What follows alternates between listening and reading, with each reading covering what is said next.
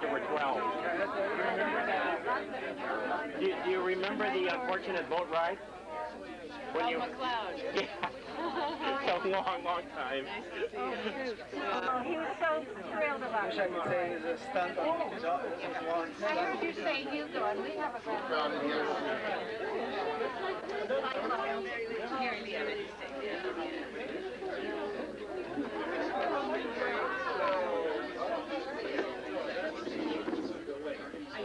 I wonder if they know they can watch upstairs, hear it upstairs. Are you playing some music for us? Rockefeller Life Event. Yes. Hi, Roland. They can't. Is Sue here? Is Susan here? Yes, Susan is here. Oh, sorry.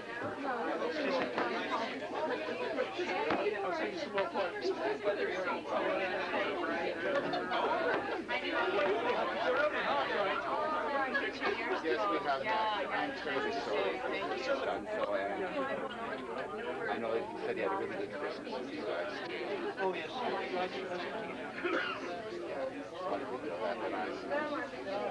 Thank you.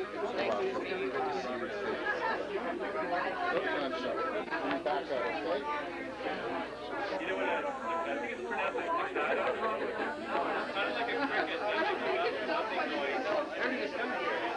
Seymour Maine is very anxious to say a few words, and so we all know why we're here. I'll just pass the mic over to Seymour.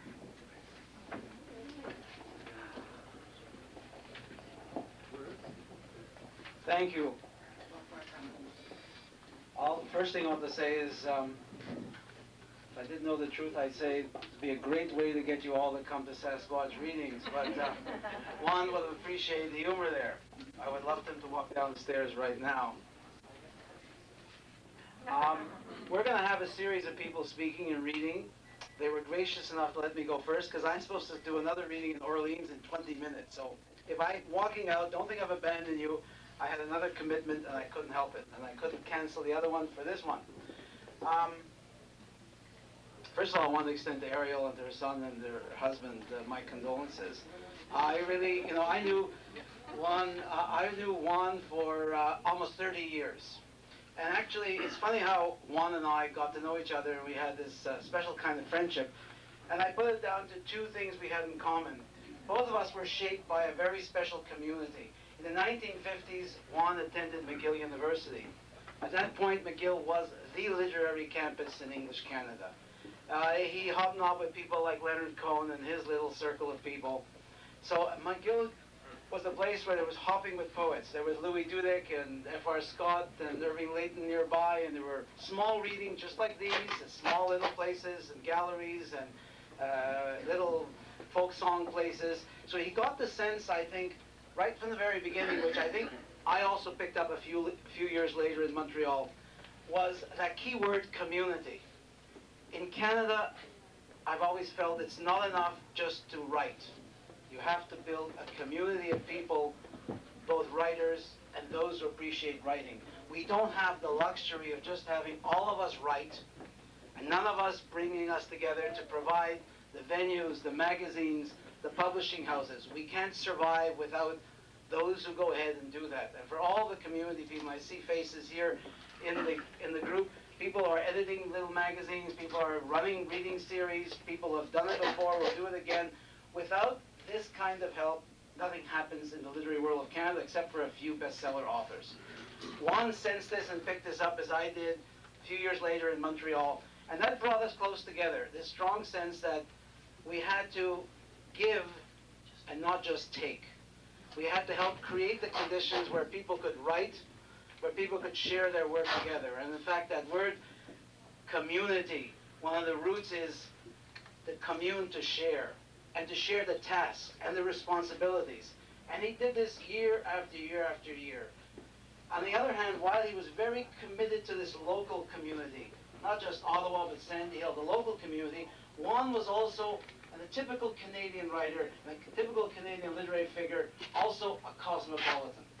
He could look beyond the local, he could look beyond the Canadian even, and bring together that two parts of his identity, the Cuban and the Canadian. And not only the Cuban and Canadian, he really was a mixture of all kinds of cultures, so he was open. And we tend to take that for granted. He was really open to a whole range of expressions and cultural expression. I was looking at, I didn't know the name of his mother, for example, and I was just talking to Ariel, and I had a suspicion that he once mentioned it to me, that actually I think Juan's mother was, if not fully halfway Jewish. Father was Irish. I mean, there was a hell of a mixture behind. He hinted at these things to me, but never spelled it out. Hinting to me and hoping and keeping my interest going, because I knew he was working on the memoir, and I kept pressing him and pressing him and pressing him. And I had this strange feeling, Ariel, I had this very strange feeling the last 2-3 years that he was not going to let me look at that memoir and his writings, and was encouraging with his book of poetry, because he was afraid if he would finish it, he would die. And I'm hoping that in his papers there's enough for us to publish to see what he did. He held off. He held off because he didn't want it to end. He was afraid of it ending. He wanted it to go on. And it's going to go on. It's going to go on with Sasquatch. It's going on right now. And it's going to continue long after. And I say he is one of the pioneers of creating a community of writers in Ottawa. When I got here over 30 years ago, there were a few people writing, 1 or 2 teaching at Carleton, 1 or 2 otherwise. There was no community. Those who are young, that is, those who are under 40 or under 50 or under 60 for that matter for me, those who are young don't know what this city was like on a Sunday. It's like those cold toast in a freezer. It was awful. and now when you look at the byword schedule, and you look at it online, you look and see what's going on in the city, it is a thriving literary center. And one of the people who helped make it happen, not just in Sasquatch, but by setting an example and always being there for others, was Juan O'NeilL. He really did help make it happen. And I hope that he can pass on that torch to those of you here, those of you younger, who want to continue to do that. Sasquatch, as you know, wandered around the city from 1981. It wandered around Sandy Hill, and an earlier version of Sasquatch, it was about 2 doors down where the Street Chino group have their candle and card store. There was a little cafe there, and one always liked this little poem I wrote one day. I went to a Sasquatch reading in April of 1995. It was a cold, blustery April day. I was sitting in this little, in a little restaurant. It was on this side, on the other side of Perfection Guaranteed, and it was getting late in the afternoon. There were only about 10 of us stalwarts, keeping the flame of poetry alive in Sandy Hill. It got even darker and darker, and then I thought of the name Sasquatch, of course, which means Bigfoot, and I wrote a little poem on that day, April 2nd, 1995. One always liked to read it. Bigfoot Advisory. Rest assured that if it's something furry here in the dark that you feel, it's probably the hairy Sasquatch, not our MC, Juan O'NeilL. Now that was a time when Juan was a little more hirsute, a lot more hair. I didn't want anyone to feel that if they brushed anyone, that it was actually the Sasquatch in the house. I think also remind you all, tomorrow there'll be a memorial in the church just behind here. So from pub to church, I think that really in many ways summarizes the 2 sides of Juan. On one hand, how should I say, intellectually biased in a certain way. On the other hand, full of the culture of the pub, which he also loved. He loved both. He loved both, and these were both parts of his identity. And that is his legacy that he's passed on to us. And as I say, I'm looking around. Too many of you are about my age. I would like to see more people a little bit younger. But I'm hoping that really that Juan's work and Juan's words will also be preserved, and that will carry on to where he left. And I know that we will sorely, dearly miss him. It's been a hard week for even me, and I don't know, walking down Laurier Street, it's not the same. I last saw him the week Friday before the reading on last Sunday, and I wasn't happy the way Juan looked, but Juan had a way of always pulling through, so he would get me worried for 2 weeks, and then he'd pull through. And then we had the reading here last Sunday. He was sitting right over there, and I had pre-vernal rites of spring here at the pub and at Sasquatch. I bring my students to come and give a reading every year. And there he was, right here in this typical place. But he had a seat over there when the students were reading. And I said goodbye to him upstairs. And he was ordering an orange pico tea. Sadly, I know he'd rather order something else. And I thought, Juan, you know, we haven't had that Christmas drink. We had a ritual every year. We would go and have a Christmas drink, usually here in the pub. And sometimes, if we were lucky, Robert Cred would come and he would pay for the 2 drinks of ours and his own. And we kept that up year after year. So, Juan, I still owe you that drink. Especially Ariel, who under these circumstances had so much to do, and also Heather and Chris Sorrenti, who sent the word around, and Maureen Blode, and Lisa, and many others too. Thank you so much for doing this. I just wanted to point out that Juan died on the Ides of March, and the Ides of March it's really just a term that marks the middle of the month. And originally, it marked the full moon, and it was a full moon the night before Juan died. And I don't know if there's any significance, but I thought he might just be pleased himself to know that. And I'm pleased today to take part in a celebration of his life. And I believe that right now, Juan is sitting down somewhere, having a drink with Neruda and Lorca and Gabriela Mistral and who knows who else. I wanted to say too, and I'm sure many of you will say the same thing, that Juan will be remembered so much for his kindness that when people came to Sasquatch, he always, whether they were newcomers or regulars, he had to know the latest news about them, and he was very pleased to share it with everybody in the audience. I have an email from Stephen Brockwell, who I don't think has come today unless he's upstairs. It was just so lovely that I printed it out because I had emailed him to tell him about Juan just in case he's been left out of the loop. And this is what he said in reply. "This is terribly sad. I loved Juan. He traveled with a number of us to Montreal for a poetry soiree, and it was one of the most memorable of my life. He was one of the wisest and most talented poets in this city, and we were privileged to have him accompany us through so many wonderful Spanish and English poems." And I'd like to just conclude by, I did not write a poem. I'm not that quick at reacting and writing on occasions like this, but I printed out a poem from my very first favorite poet from when I was young, and that was Tennyson. And this is a copy of his Crossing the Bar. It's quite short, so I thought, if you don't mind, I will read it. "Sunset and evening star, and one clear call for me. And may there be no moaning of the bar when I put out to sea. But such a tide as moving seems asleep, too full for sound and foam, when that which drew from out the boundless deep turns again home. Twilight and evening bell, and after that the dark. And may there be no sadness of farewell when I embark. For though from out or born of time and place the flood may bear me far, I hope to see my pilot face to face when I have crossed the bar." Thank you. And, I gave my wee little poem here because the expert on haiku, I thought could read it for me. And haiku is a good way of trying to express the otherwise maybe inexpressible. But this simply came to me. I don't know how valid it is, but it is simply this. Memento mori. Much too soon for Juan, but now we will remember. And inasmuch as I think I have to say these things twice, perhaps I should. Memento mori.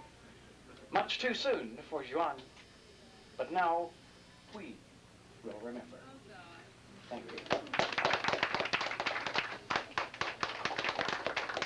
About well over 10, 15 years, and I felt privileged to have him in my life. He was in many ways, a second father to me, a mentor about writing, and I felt privileged to know him. And certainly I grew to grow in the time that I was with him during the jury room and here at Sasquatch. And although I'd moved on to Toronto and now to Windsor in Teachers College, I was always kept in contact. And I was working on a novel, and I was bouncing ideas off him. And the funny thing is, I mailed him my last 2 chapters on the Monday last week. And so, well. But I'd like to share with you my favorite Juan story. This is a story that he told me, and I think some of you know he was a reporter in Mexico City in the mid-'60s. And he was also a stringer for the Associated Press. Now, on a particularly slow news day, he and a fellow journalist, with nothing going on, they decided to fake a flying saucer landing. True story, no word of lie here. Now you can imagine Juan just doing this, the great big impish smile on his face, right? And so what happens, of course, he says this flying saucer landed down in the middle of some village somewhere in rural Mexico, and this tall, 6-foot Nordic blonde alien stepped out, lectured the locals about the perils of atomic bomb testing, as if they had any, and they climbed back in and up he went again. Well, the story ran somewhere on page 12, I gather, and guy was buried, it filled space, and 6 months later, an official of the United States government phones and goes, Mr. O'Neill, we'd like to talk to you about this story. I represent the Condon Commission. Now, the Condon Commission was this U.S. government-sponsored panel into, some might say CIA-sponsored, into UFOs. Now, he thought about it, and he said, oh, they agreed to meet for coffee, but he never went. And so for a while, he felt very guilty about this. And it was only after he told this story to me numerous years later, I said, well, you know what was this all about? This was about, like, a U.S. government attempt to whitewash. But I'm afraid, Juan, with your story, you set the whole case for UFOs and flying saucers back at least 20 years. But, no, I just want to close with saying Juan was that kind of guy. He was a very, very good friend. I think I can sum up for our us here today in saying that he will be missed. And God bless you, Juan, wherever you are. So in the mid-'90s, and expecting Ottawa to be quite barren as far as writing was concerned, and I discovered the scene was vibrant and that Juan was a big part of it.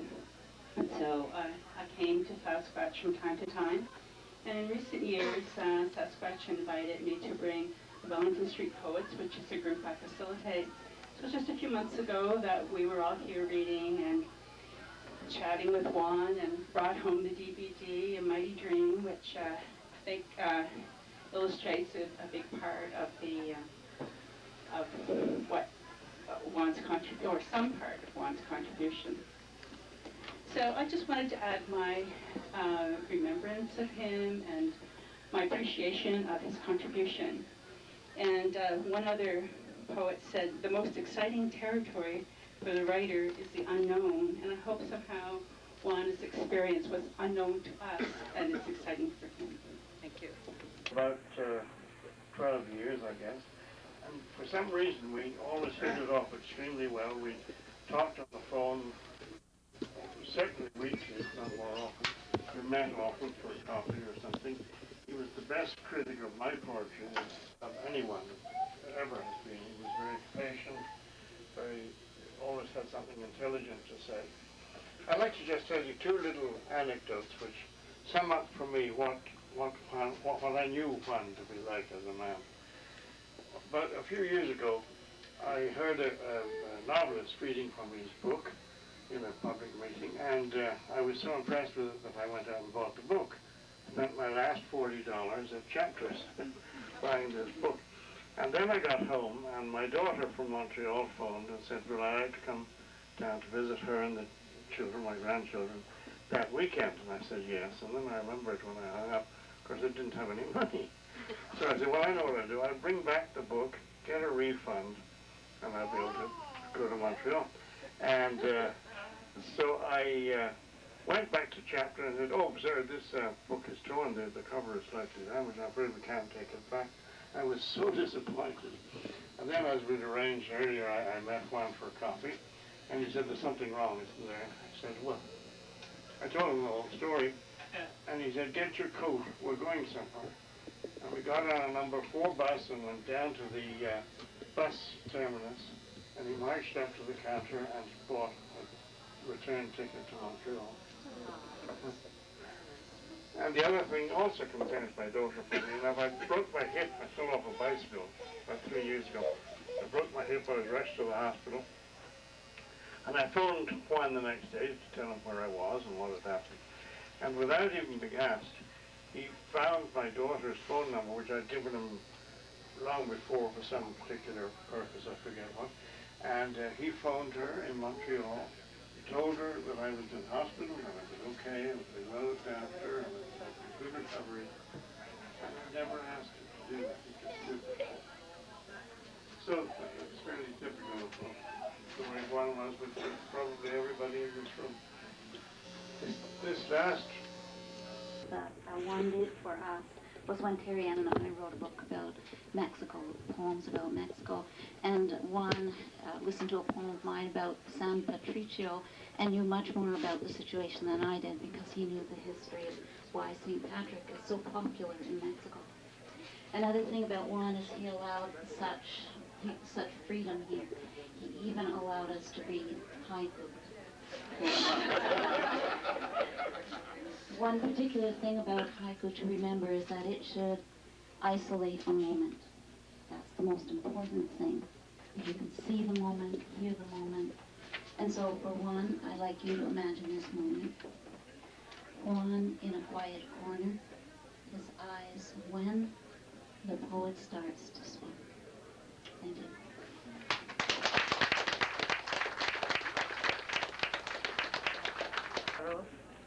Part leprechaun, part Cuban, Irish mischief, and a Latin grace, an Irish flow of words and wit, a gentleman with social polish, and a vagabond's wardrobe. He loved his friends and words, the written word, the spoken word, translated word, and words unsaid, we felt, explained the gentleman and wardrobe, something sad and undisclosed, and something joyous, radiant, a grandchild, a new poem. We'll miss the poems and the amigo with a sombrero. A Poet's Life for Juan O'NeilL. It's a long, long way from here to there, Juan. Here where the poets gather in the basement of the Royal Oak to mourn your death and celebrate your life. And there where you are now, wherever that is, with all its possibilities and all its impossibilities. It's a long, long way, but you are always part one world and part another.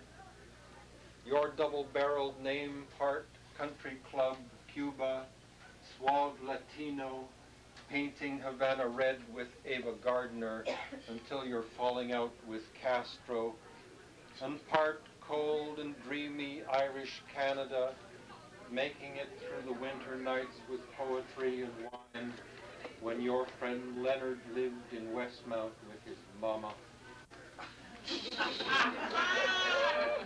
It's a long, long way by way of Lebanon and Istanbul, oh Rose of Istanbul, and many, many other women, many other pairs of pants, and many, many hats you passed around among the poets in the basement of the Royal Oak. It's a long, long way from here to there, Juan, and the poet's life is hard and few can see it through the way you did and live for something strange. Call it beauty, call it hunger, call it faith, for poetry's a kind of faith we keep with one another. And you lived a poet's life, and you kept the poet's faith, my brother. You led the poet's life, and you kept the poet's faith, O Juan, our brother.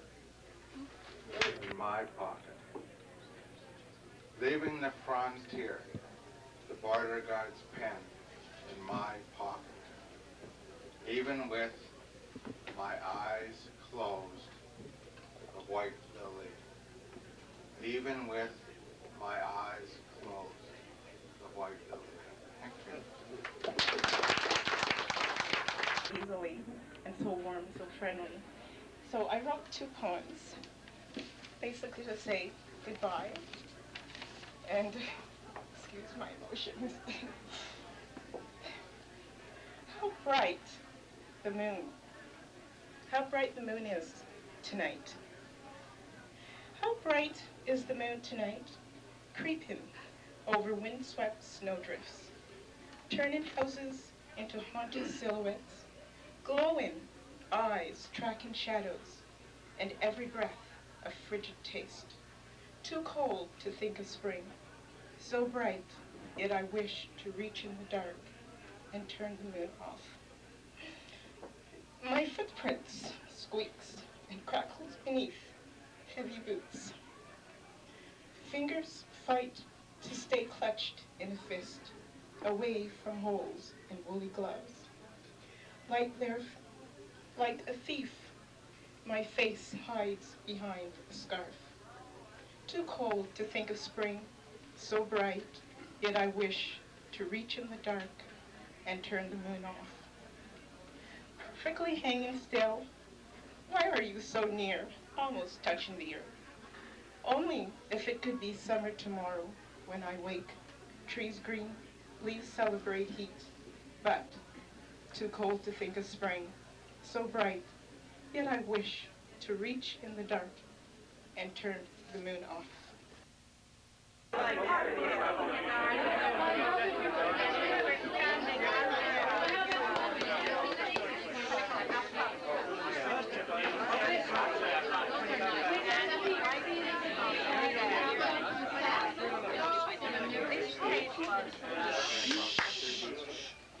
We're going to be proceeding with the second open set now.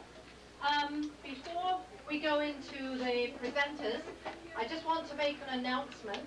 5 years ago, Sasquatch produced a chapbook called 20 Poems for 20 Years, which is a tribute to Juan O'NeilL and a celebration of the 20th anniversary of Sasquatch. We will be producing a 3rd edition of this book, which will include a photograph of Juan and some other additional material. And I recommend everybody check our website. We'll advertise it on the website, and you'll be able to order it from the website. It's not ready yet, so just keep watching that space. John will pass it around so you can take a look, see what it is. Christians say life is short, art is long. I think the Romans say that.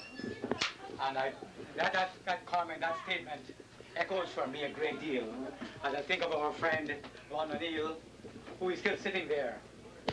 The poet Rumi said, whatever we are shines from a placeless place. And I think that's where our friend, our amigo Juan O'NeilL is right now, shining from a placeless place. I first met Juan about 30 years ago when Jane Jordan, and I wanted to say Juanita Jordan, because Jane and Juan were such close friends. When I spoke to Jane yesterday, she said to me, Juan used to phone her twice every week, which is extraordinary, isn't it? But Jane was organizing a free reading at the Jack Purcell Center, if you can recall that, Jane. And Juan and I were reading together about 30-odd years ago. And, you know, Juan and I have met many, many times I've read here quite a few times. I think a few weeks ago, when I launched my novel here, but one of the first things I asked Juan, how is your health? And he was so confident, I'm in good health. Little did we know.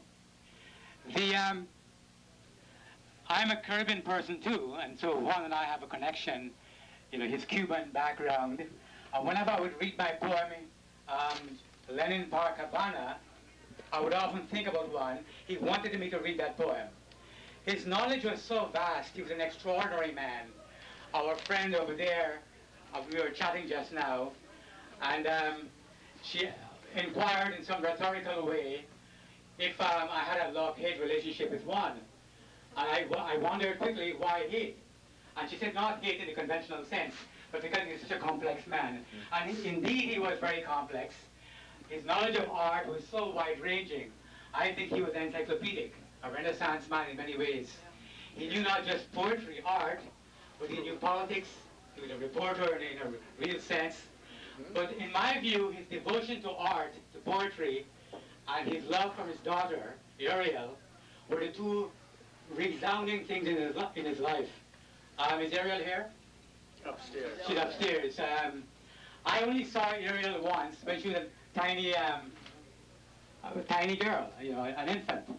I think she's here now, a grown woman, and so on. But those two things for me stand out immensely. Even though I just learned that on Valentine's Day, if you can believe this, Juan was seen in a woman's store buying a lady's underwear or something of the kind. he was quite a character. He was a lover in the real sense. Whenever he would share our things, and he was often so generous, he'd want our bios, and I would quickly say to him, Juan, please don't read everybody's thing out, you'll be right. But he would go ahead and read the whole, whatever you write about yourself. But he was awfully a very generous man.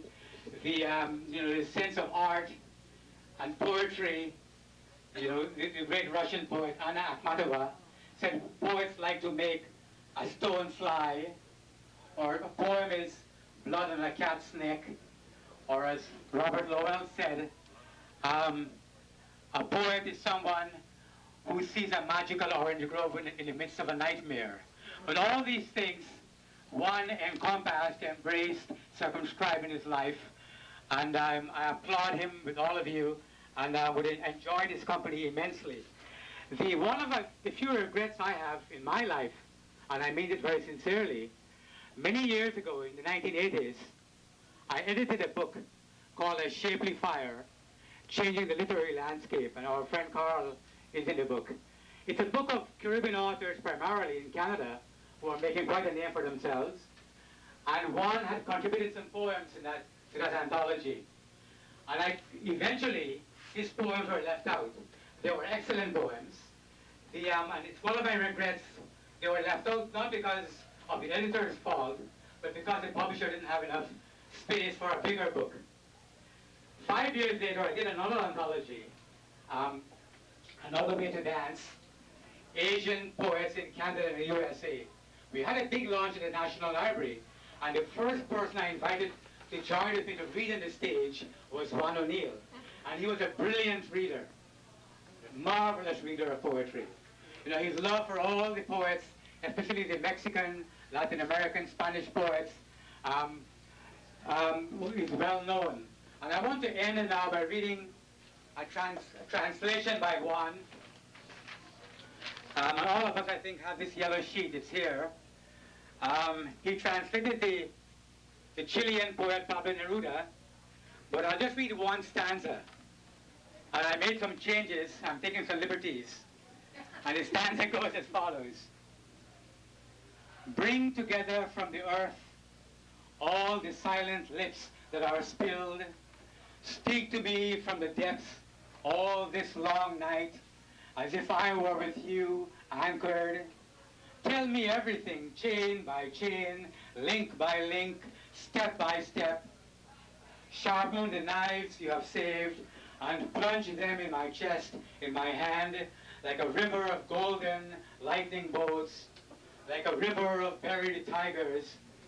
And let me weep, weep for hours, days, years. Juan O'NeilL, amigo, we weep for you, but we celebrate your life also. Thank you very much. Making me a little. Heard him read poetry in Spanish, and it was very beautiful. He also reads English poetry as if it were written in Spanish. That's something I noticed. And I do agree that his sense of humor is, well, I can never remember a moment I wasn't laughing when he was here. He really is quite the person. I don't know why I feel so self-conscious right now, with all his junk pointing at me. Okay, I'd like to first read a poem by my friend Richard Waron from New Brunswick, who is called New Brunswick's Poet. He is a member of the Canadian Poetry Association down in New Brunswick. You all probably know that I'm the chairperson of the CPA here in Ottawa, so he sent me an email. He doesn't know Juan, but I was so moved by the fact, I'm still upset about the fact that Juan died. That really bothered me when I got that email the other day. Chris was very prompt in sending out the emails, and I really sort of threw me for a loop because I just couldn't conceive of Juan as not being here, but he is here. The first one is a poem that I'd like to read by Richard Waron of Moncton, New Brunswick, called Eternity with God. Despite the pain so evident in tears, our loss, as great as ever could be loss, we have as yet the memories of the years as stepping stones, this river, then to cross. Our faith is firm in heaven up above. We will be well, believing as we do, above it all, the lesson that is love has come to us, and all because of you. We see you smile, and peaceful is the pose. Our hopes now high, if taken to the test. The angels sing, and you are one of those. Your voice now heard to rise above the rest. Your song is sweet and wondrous every word, and we are moved, so eager to applaud. We've not a doubt the universe has heard. You're now to spend eternity with God. I've known Juan all that well, except recently. I knew him for the last year, and he was always so helpful to me and to every other poet that ever comes here. Poets, he never distinguished between really famous poets and poets who were new, who had never, just coming out of the woodwork. For him, they were all the same, and everybody was all treated the same, and I really think that's wonderful. And I also met him once back in 1995 when I went to Sasquatch for a while, but sort of fell out from there. But I've been going out recently. Anyway, so this is a Shakespearean-style modern 21st century sonnet that I just wrote called Our Commonweal. And I just wrote it the other day, and it's on the Canadian Poetry Association Ottawa chapter's website. Our Commonweal, in memoriam Juan O'NeilL, 1931 to 2006. Director, Sasquatch Literary Performance Series, Ottawa. Yes, I'll remember you well, Juan O'NeilL. You who peered so many Sasquatch cafes. Our Apollo, casting poetry steel, here on us all, where Bytown's wild muse plays. You've entertained us all with irony. You've welcomed poets young and old for years. You've led us laughing to your Cuban glee, your voice as sad as light, our source of tears. You've always cast on us your bright appeal. You've shared with us your life's tales and ours too, aware as you were of our commonweal, as aware as we are, you have seen us through. So pardon me if I should pause and ask, is anyone here equal to your task? And the last poem, it's interesting because that May 8th is Victory Day, and I was born right at the end of the Second World War, not the First World War, even though I look like it. Actually got some humor in there in spite of the fact I'm so nervous.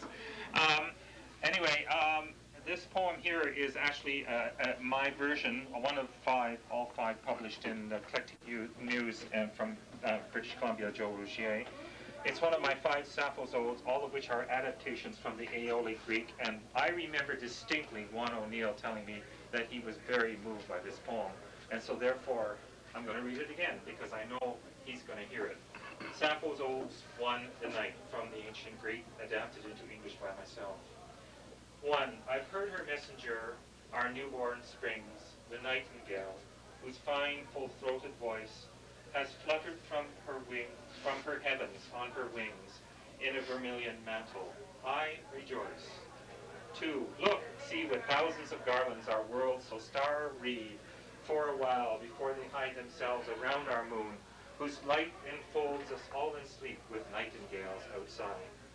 3. Night silent sleep has closed the shepherd's eyes.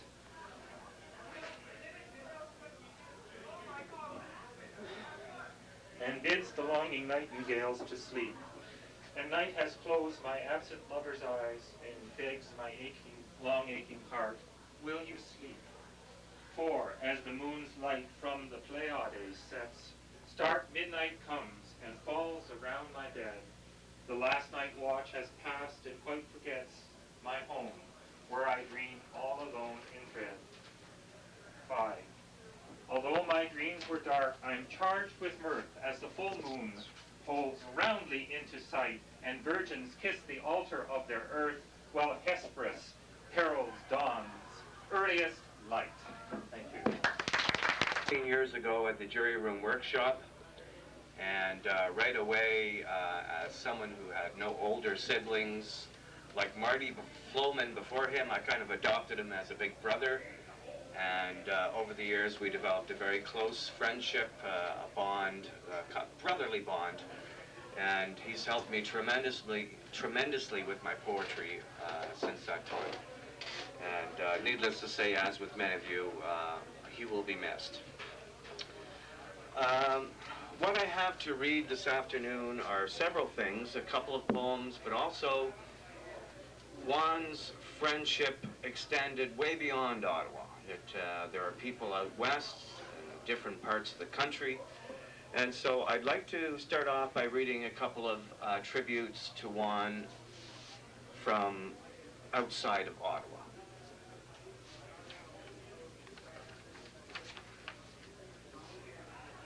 This first one starts off, now I don't know the first name, it says, Dear Jarko, I imagine it's somebody who is a mutual acquaintance. Would you ask Phil Mader, and of course many of you know Phil Mader was a very close friend of Juan's who has since moved to Nelson, BC. Would you ask Phil Mader on my behalf to be so kind as to convey my sympathies to the family of Juan O'NeilL. John, because Juan's legal name was John, and maybe some of you don't know why he used the name Juan, but it was the fact that there was in fact another writer named John O'Neill. And so to avoid a clashing, he adopted Juan.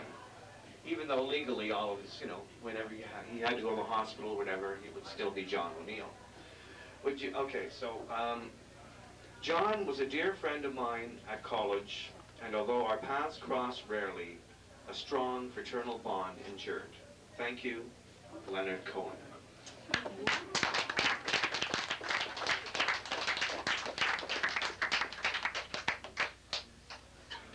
Another couple who were Sasquatchy and or Sasquatchers, I don't know, whatever term you want to use. Sasquatchians are Don and Julie Loper. They moved to Comox, BC in around 2001. And here's an email from Julie. I won't read the whole thing, but there is one part of it that I think sums up Juan's persona in a brilliant analogy.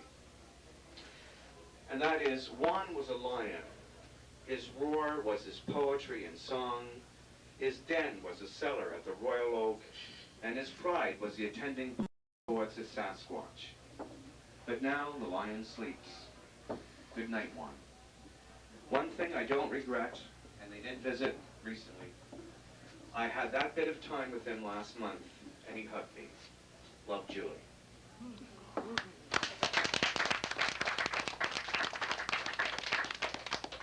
Here's a poem by Phil Mader. It's called The Magician of Sandy Hill, in memory of my friendship with Juan O'NeilL. Just below Coburg Park, where ancient Indians are entombed, we met at poet Rob Craig's place for the first time. When time was so bounteous, and we fashioned it into a long, snaking safari of parties and poets and Sasquatch by Bytown's antediluvian rivers.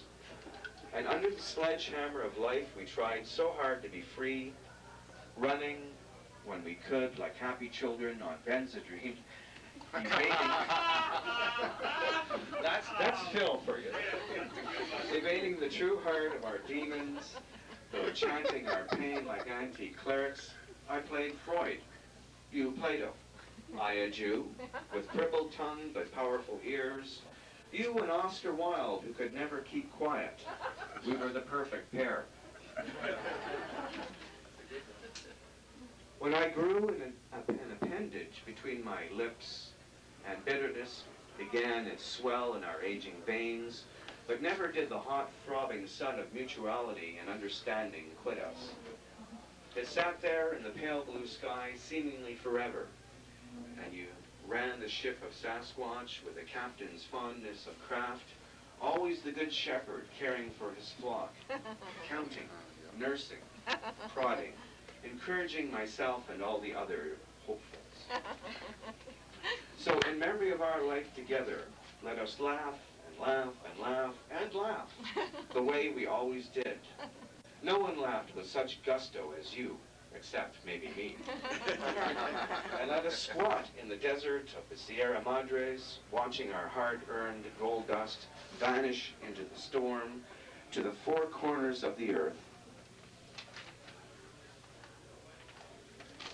But before that, we'll trudge to the mine site and repair the mountain's wounds. And I will say, I'm sorry. And Hemingway will say, he's sorry. And Fidel will say, he's sorry. And you will say, you're sorry. And everything will be okay. No packing my bags for British Columbia, and you bundling trowels and shovels into yours. Where now, I ask? To that garden well above the Ensenada de Gaspar. And I can see it now among your grandfather's elegant roses, the most exquisite, tender lemon tree, like the one you planted many, many years ago in your Laurier bachelor apartment, whose baby midwinter sun leaves you caress so touchingly with child's fingers, like the abundant, bountiful, delicate magic you planted for all of us, for a sumptuous great multitude of seasons in the humming crossroads of Sandy Hill. To do together. And drinking was part of it, yes. And I think the poem is self-explanatory, so there's no need to go into further details. This is called Armchair Generals, a Recipe for Juan O'NeilL and Don Loper. Start off with roast beef or stroganoff. Cook as taste dictates. Mix in all the trimmings, potatoes, corn, onions, gravy, etc.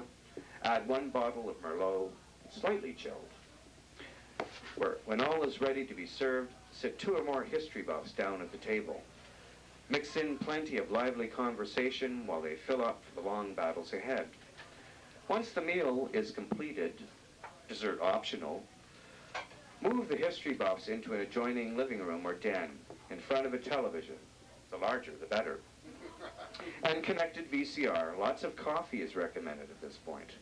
Now add various war movies. Documentaries are acceptable if none available.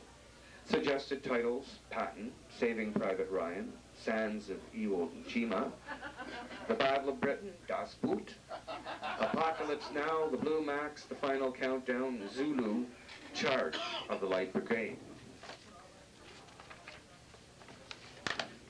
Or anything else for that matter, featuring various strategies, tactics, weaponry. While each movie is playing, mix in ample amounts of discussion on who, what, where, when, and why. Allow for serious yet friendly analysis, debate, on what might or might not have happened if any armchair general present had been in command during the actual battle. That's a good one. Although not necessary, it might be wise to pause or even stop the VCR temporarily to allow discussion to play through. When the parties involved have run out of energy and or time, separate them as diplomatically as possible. And on their way home, with a promise of future get-togethers, wash all dirty dishes from a related meal. Here's to you, Juan. also included in this poem that was in this book, talked about earlier, 20 poems for 20 years by Sasquatch. And as many of you know, Juan loved his plants. His apartment was full of plants. He loved growing things.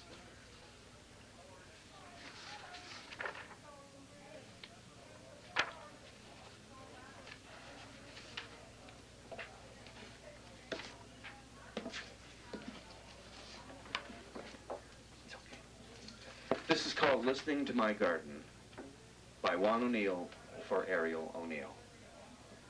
By my window garden I watch the half-moon sink in the west. On a black page, a white rune tells of times passing.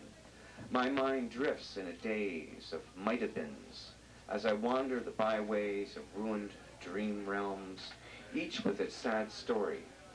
Forget, say my young trees, bursting with glory. These I have nurtured from seeds up from chaos. Now they disown my night mood, their shining glass of spears and swords, their fierce silent battle cry pierces the gloom. A trumpet call, clear and high. Can the glamour of kingdoms never possessed equal the touch of one newborn leaf's pure zest? By my window garden, long hours past moonset, I clasp dawn's pale gray hand, a picked up gauntlet. 1986. Thank you.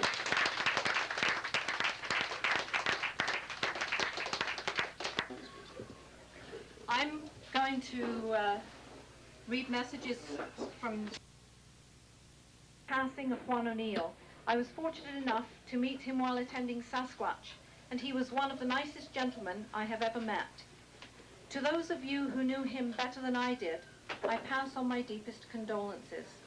I'm unable to attend on Sunday afternoon, but I will be thinking of him. God bless.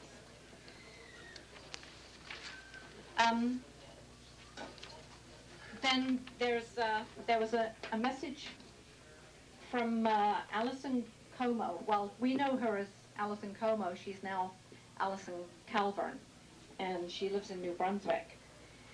And she sent me a poem that she had written, and she had had Juan translate. And she says, I was with Juan when he translated it. We were sitting in a coffee shop on King Edward, not far from his home. He was an interesting man, and I miss him. And her poem is called, I Want Him Here. His hips weighing on mine, the thrust of his heart, enough to fill my chest with his wild sound, his breath an avalanche in my ear, everything tumbling in a mad rush of limbs and joints and sunshine, and afterwards the white stillness of resting bones. And I'll attempt to read the translation. I had studied Spanish for 1 year, and I think I can remember barely how to pronounce it. And I don't think a reading in honor of Juan would be complete without at least a bit of Spanish. Lo quiero aquí. Sus caderas pesan sobre los míos. El empuje de su corazón llena mi pecho con su desmesurado latido. Su respirar es un rumor de avalancha. El mundo se desploma en una loca caída de brazos, piernas, coyunturas y la luz del sol. Después, solo la blanca tranquilidad de huesos que descansan.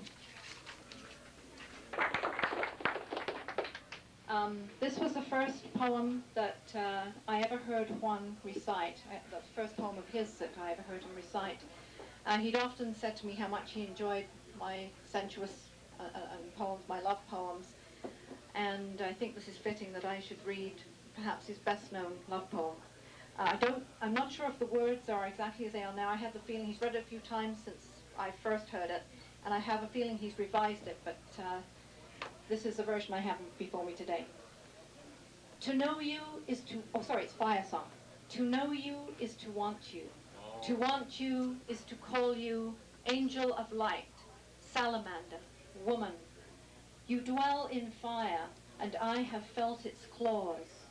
I'm silent, I stand aside, but I do not forget the sweet blaze of your eyes, the stormy dawn of your cascading hair, your body, half rose petals, half alabaster. And though you might tell me that loving you is not my lot, the fire says, fierce and commanding, I am your land, your sea, your destiny, your law of steel, flesh, and sun. And I look at the fire, I smile at the fire, I enter the fire. Man, poet, discoverer. Sasquatch.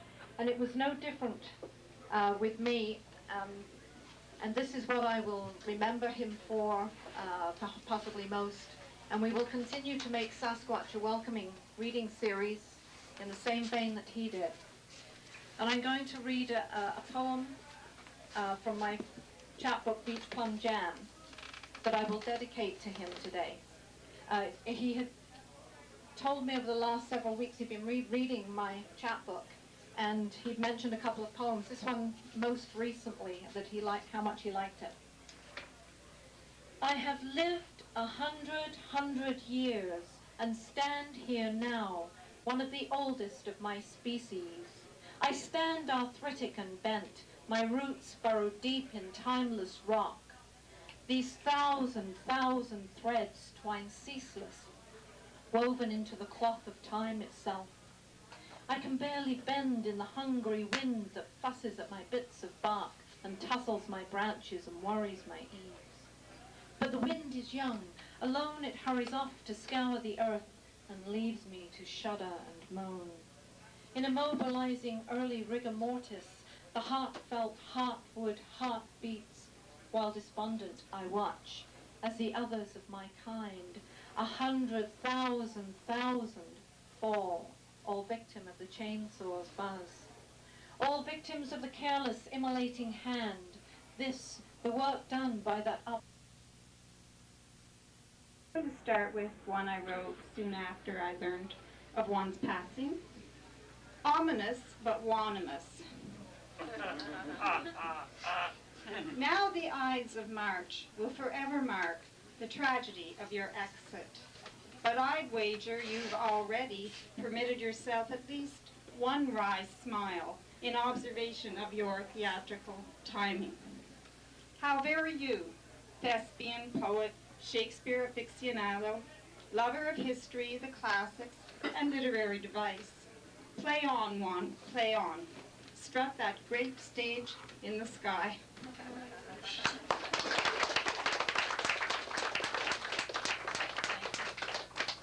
And my next one is a freestyle haiku. Juan really seemed to make this his favorite of mine, and it was my first trilingual haiku, and he said it was the first one he ever heard. Matins, mornings, and mañanas. Réveillons-nous pour la chasse des chiens domestiques du jardin, parmi le maître et maîtresse s'amusant en marchant dans la forêt des matins. Boots on packed trails amid canine chorus and human hellos slice the slumbered shoreline. Las bocas de los perros juguetean con nuestras risas, amigos todos, en las mañanas de enero al aire libre en la costa.